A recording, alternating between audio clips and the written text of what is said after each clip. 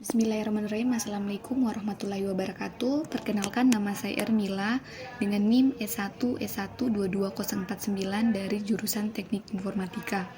Nah, di sini pada video ini saya akan menjelaskan tentang subnetting dari mata kuliah jaringan komputer.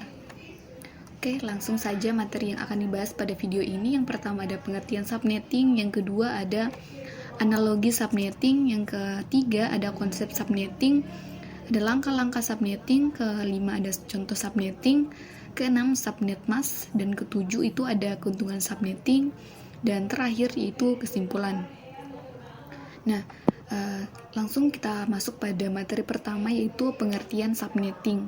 Nah, subnetting adalah proses pembagian suatu jaringan besar menjadi beberapa bagian yang lebih kecil yang disebut dengan subnet. Tujuan utama dari subnetting adalah untuk meningkatkan efisiensi penggunaan alamat IP dan memberikan fleksibilitas dalam manajemen jaringan. Teknik subnetting membuat skala jaringan lebih luas dan tidak dibatas oleh kelas-kelas IP A, B, dan C yang sudah diatur. Dengan subnetting, kita bisa membuat network dengan batasan host yang lebih realistis sesuai dengan kebutuhan.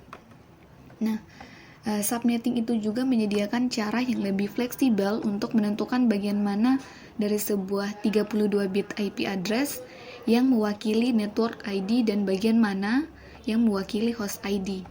Dengan kelas-kelas IP address standar, hanya 3 kemungkinan network ID yang tersedia.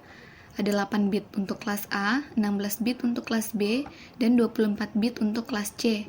Subnetting mengizinkan kita memilih angka bit acak atau arbitrary number untuk digunakan sebagai network ID. Nah, mengapa sih subnetting itu penting? Subnetting itu penting karena yang pertama dia dapat mengoptimalkan penggunaan alamat IP. Yang kedua, dia dapat meningkatkan keamanan dengan mengisolasi bagian-bagian jaringan. Lanjut kita ke analogi subnetting. Nah, bagaimana sih subnetting itu? Nah, di sini bayangkan saja di dalam sebuah pasar malam di suatu lapangan terdapat 19 lapak dagang dan 1 pos keamanan. Karena setiap malam 19 pedagang tersebut beraktivitas dan didatangi oleh para pembeli, maka lapangan tersebut pastinya akan menjadi sangat ramai. Sang ketua keamanan pun memutuskan untuk menyebar lokasi 19 pedagang tersebut di titik-titik tertentu, namun tetap dalam satu lapangan yang sama. Ketika lokasi 19 pedagang tersebut disebar dan memiliki rute dan jalannya masing-masing, tidak berpusat dalam satu titik saja, maka suasana pasar malam itu akan lebih kondusif. Para pembeli dapat masuk dan keluar dengan lancar.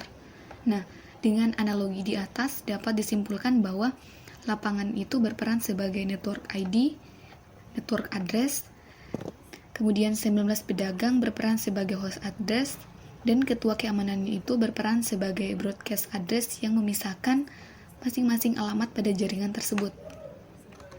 Kemudian lanjut ke konsep subnetting. Nah, seperti yang sudah kita ketahui bahwa subnetting itu adalah proses memecah jaringan IP menjadi bagian-bagian yang lebih kecil atau sering disebut dengan subnet. Nah, tujuan utamanya yaitu untuk meningkatkan efisiensi penggunaan alamat IP dan memberikan kontrol yang lebih baik atas lalu lintas jaringan. Di sini contoh ilustrasinya, misalkan sebuah jaringan besar itu dengan alamat IP 192.168.1.0 dapat dipecah menjadi beberapa subnet seperti 192.168.1.0/24, 192.168.20/24 dan seterusnya. Nah, untuk IP 192.168.1.0 ini adalah alamat IP jaringan besar yang akan kita bagi menjadi subnet yang lebih kecil. Subnet pertama ada 192.168.10/24. /24 ini menunjukkan panjang subnet masknya, yang berarti 24 bit diambil dari representasi jaringan dan sisa bitnya untuk host. Begitu pula dengan subnet yang kedua.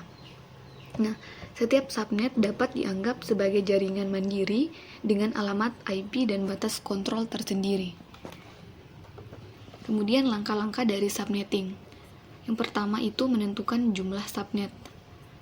Cara Mengapa untuk menentukan jumlah subnet ini kenapa penting? Di sini seperti kita membagi lantai di sebuah gedung menjadi beberapa ruangan untuk keperluan yang berbeda. Contoh, jika kita punya jaringan, kita akan tentukan berapa ruang kecil yang kita inginkan. Misalnya untuk dalam konteks contoh ini misalnya untuk departemen yang berbeda. Kemudian, langkah yang selanjutnya itu menentukan jumlah host dalam setiap subnet. Nah, ini juga seperti menentukan berapa banyak kursi di dalam setiap ruangan. Contoh, jika setiap ruangan bisa menampung 30 orang, kita tentukan angkanya 30. Selanjutnya langkah yang ketiga yaitu menghitung bit subnet. Di sini adalah cara kita memberi nomor pada setiap ruangan. Contoh, jika kita punya 4 ruangan, kita butuh 2 bit. Dalam artian di sini 2 pangkat 2 sama dengan 4 untuk memberi nomor pada setiap ruangan. Sini contoh subnetting. Nah, jika alamat IP kita adalah 192.168.1.0 dan kita ingin 4 ruangan subnet, kita bisa pakai 2 bit subnetting. Sehingga subnet mask kita jadi 255.255.255.192. Sehingga setiap ruangannya itu bisa mempunyai 62 perangkat. Di sini dari alamat IP awalnya yang 192.168.1.0, kemudian jumlah subnet atau dalam hal ini ruangan yang kita inginkan adalah 4, kemudian bit subnet yang dibutuhkan yaitu 2, sehingga subnet mask akhirnya menjadi 255.255.255.192. Di sini karena kita menggunakan 2 bit subnetting. Kemudian jumlah host per subnetnya yaitu 62. Hasil dari 2 pangkat 6 kurang 2. Kemudian apa sih subnet mask itu? Subnet mask adalah alat yang digunakan dalam jaringan untuk memisahkan bagian dari alamat IP yang menunjukkan subnet dari bagian yang menunjukkan host.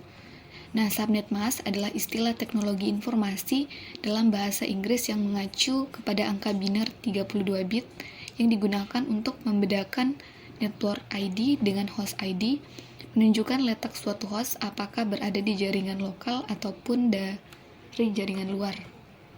Nah, subnet mask ini juga ada yang namanya RFC 950. Ini mendefinisikan penggunaan sebuah subnet mask yang disebut juga sebagai sebuah address mask sebagai sebuah nilai 32 bit yang digunakan untuk membedakan network identifier dari host identifier di dalam sebuah alamat IP. Bit-bit dari subnet mask yang didefinisikan adalah sebagai berikut. Yang pertama, semua bit yang ditujukan agar digunakan oleh network identifier diset ke nilai 1. Kemudian semua bit yang ditujukan juga agar digunakan oleh host identifier diset ke nilai 0. Kemudian subnet mask itu juga dapat ditulis dengan notasi desimal penuh. Contohnya di sini ada 255.255.255.0 ataupun dalam notasi CIDR. Contohnya di sini adalah /24.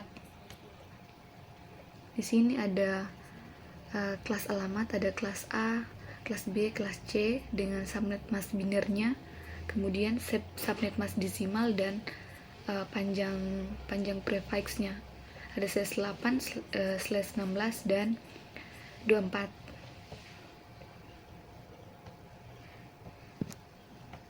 Di sini contoh penggunaan subnet mask.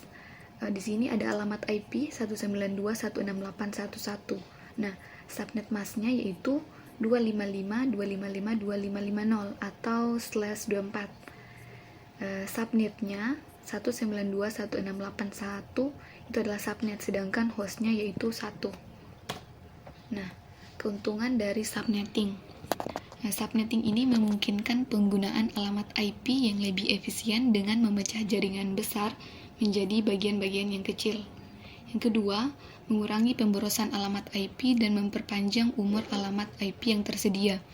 Yang ketiga yaitu isolasi lalu lintas di dalam subnet untuk mengurangi risiko serangan dan penyebaran malware.